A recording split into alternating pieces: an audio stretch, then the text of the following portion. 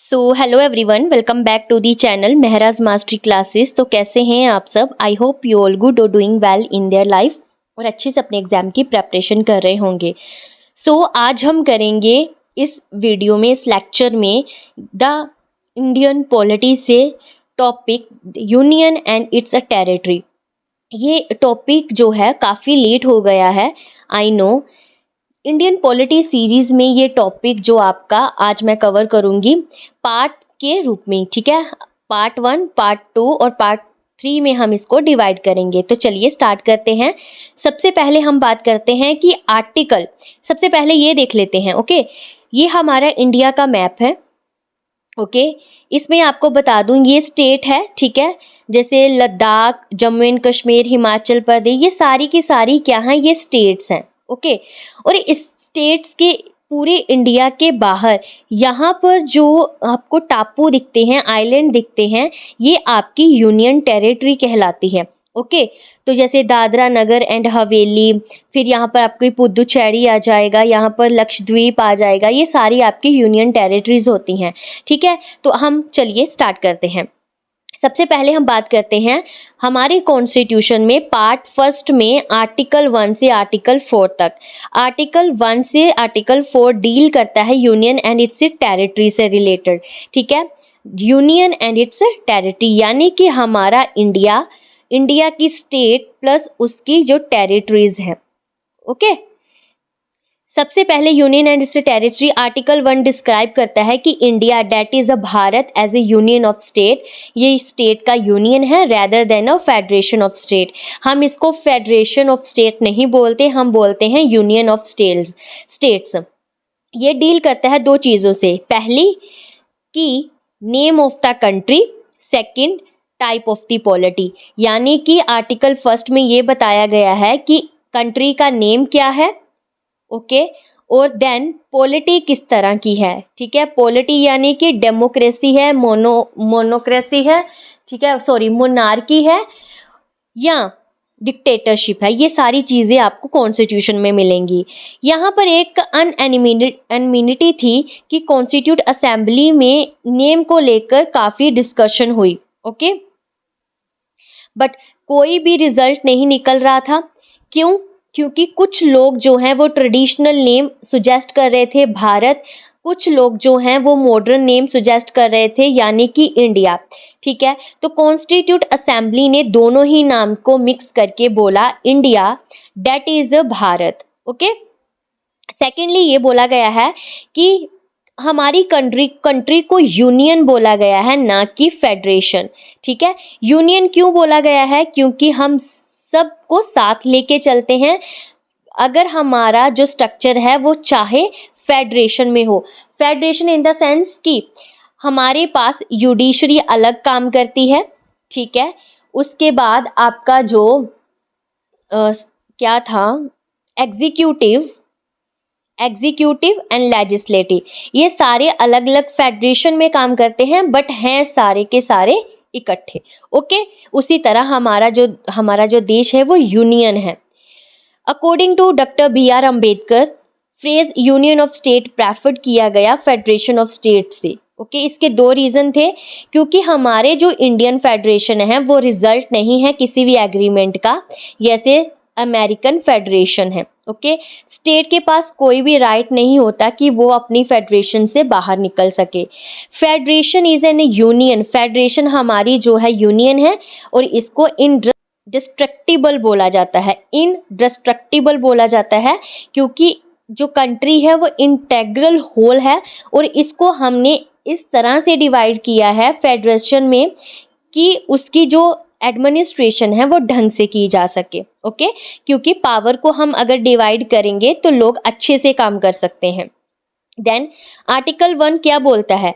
Territory of India can be classified into 3 categories. सबसे पहले territory of states, union territories के बारे में बात की गई है। Then territories that may be acquired by the government of India at any time.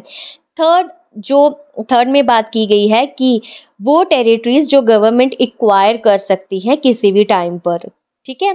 Name of the state, हाँ बात करें अगर हम शेड्यूल की, तो फर्स्ट शेड्यूल में सारी की सारी स्टेट का नेम, यूनियन टेरिटरीज और उसके टेरिटोरियल एक्सटेंट के बारे में बात की गई है।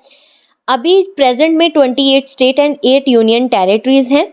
ओके, प्रोविजन कॉन्स्टिट्यूशन का ये जो है वो एप्लीकेबल है सारी की सारी स्टेट्स पर, बट कुछ प्रोविजन को छोड़ के जो हमारे पार्ट 21 में आते हैं। ओके, तो जैसे शेड्यूल 5th एंड 6th ये बात करता है कि सेपरेट प्रोविजन दिया गया है एडमिनिस्ट्रेशन के लिए schedule area and tribal areas को, और टेरिटरी ऑफ इंडिया जो है वो वाइडर एक्सप्रेशन है यूनियन ऑफ स्टेट से।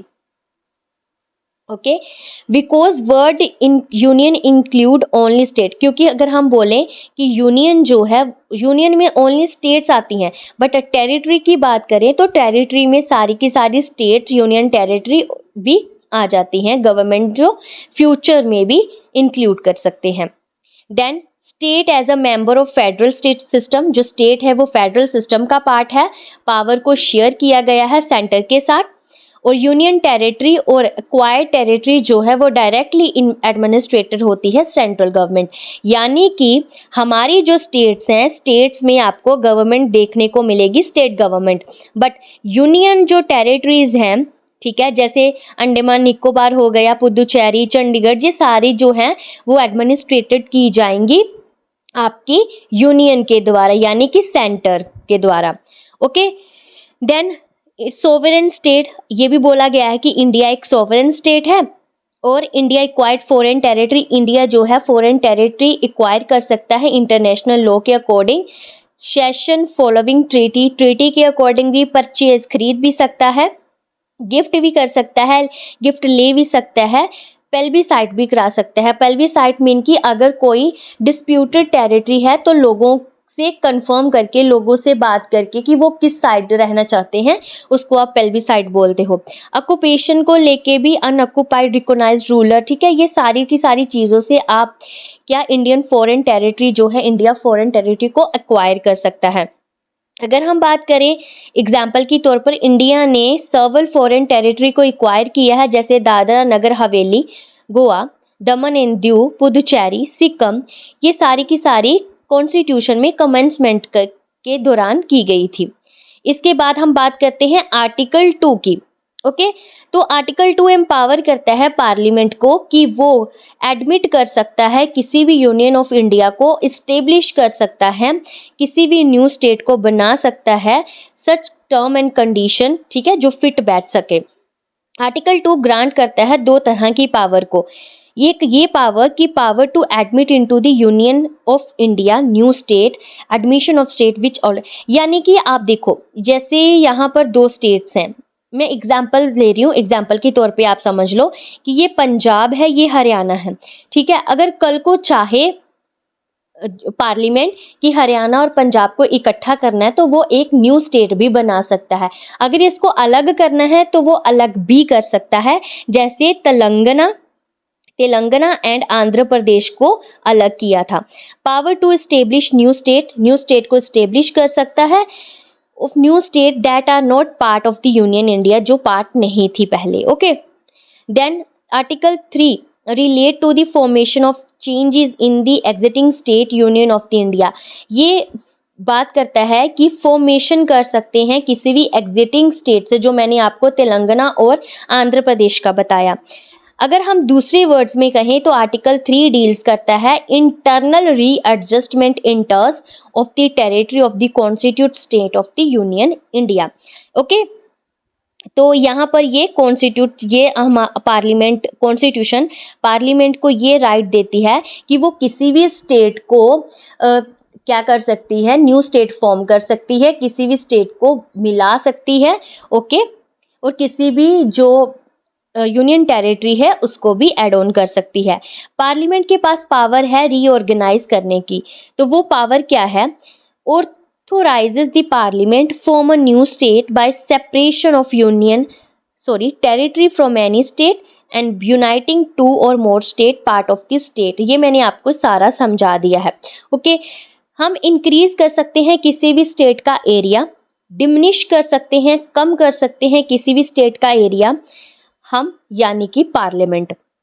अल्टर कर सकते हैं किसी भी बाउंड्री स्टेट की, और किसी भी स्टेट का नेम चेंज कर सकते हैं। ओके, ये जो पावर है ये आर्टिकल 3 पार्लियामेंट को देता है कॉन्स्टिट्यूशन का।